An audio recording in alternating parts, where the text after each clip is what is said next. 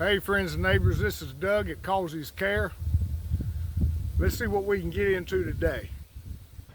Just showing a little picture of my next project. We're going to have to get these wicking tubs cleaned up and refurbished a little bit and get ready to put some plants in.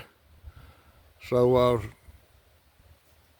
get started on that, and hopefully before too terribly long we'll start having some plants in there. All right, today I'm going to show you my wicking tubs, and you saw the other day where they were a little bit weedy, and I've got those cleaned up.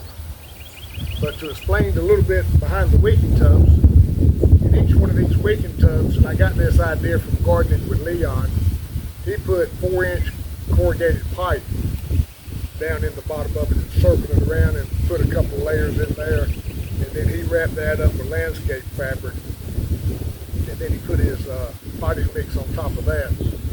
What I decided to do to make it a little bit easier, I took 5-gallon buckets like this, and I drilled 3 holes in the bottom and then a couple in the top. Then I'd have it set up like this down in the bottom, and then I cut a hole in the top so I could run these pipes that you see down in there and kind of get all that taped open so that the soil won't get down in the bucket. And then on these holes, I took some landscape fabric and I just cut some patches, and I taped those to the inside of the hole because you're going to have the water pressure on the inside. So that's what I've got in all of my buckets now. And since this is just starting off for the year, I've got my soil amendments, and that's what I'm going to do now. Is go through and put my soil amendments in.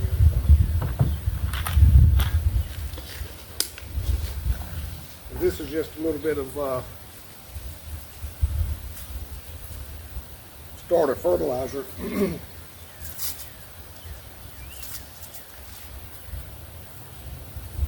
And I'm just going to show you the first 4, and I'll finish the rest of them up.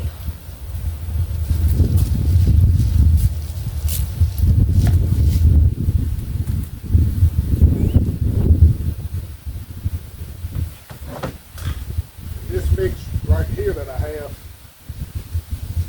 this was also from Leon, and we've got some sustained, some sea minerals,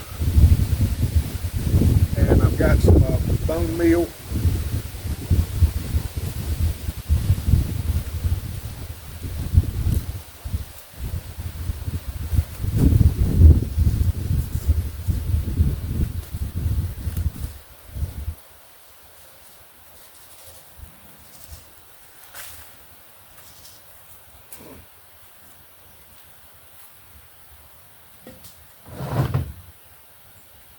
Of course, I'll have that, and I'm going to come back with this potting soil, or not potting soil, potting mix. You want to make sure you use potting mix so that after you get your plants in and you water them in, and you put the water in these 5-gallon buckets that are down inside, that'll hold the water in there.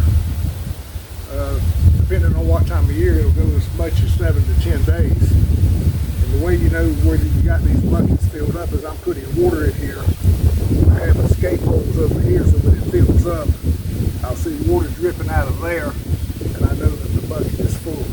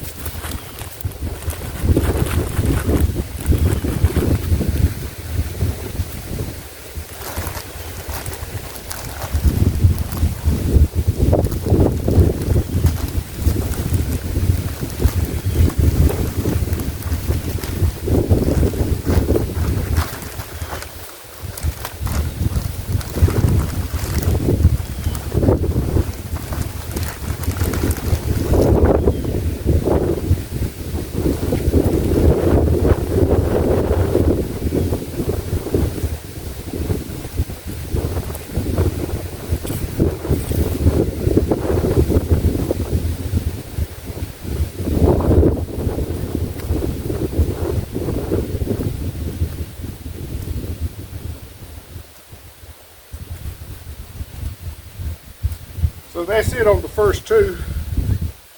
I'm just going to do the rest of them like that. And when I'm finished with that, I'll come back to you. Well, these are my wicking tubs I got finished up.